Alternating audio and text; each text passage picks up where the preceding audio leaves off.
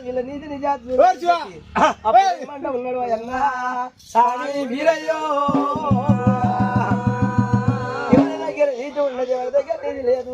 చూడాలి వీళ్ళ నీతి నిజాలు లోపల ఉన్నప్పుడు అక్కమం కాదు చెల్లె చంద్రవాతి అయ్యన్న దర్వారం క్రమాద విగ్రహంగా ఏం చేసింది వాళ్ళు గొర్రెమల్ల కాదు ఎప్పుడైతే గొర్రెమల్ల కాదు నుంచి ఎప్పుడైతే అమ్మల్ని తీసుకున్నారు వాళ్ళు బోనకోటి మేళ నుండి తెచ్చిన అమ్మల్ని పోసిండు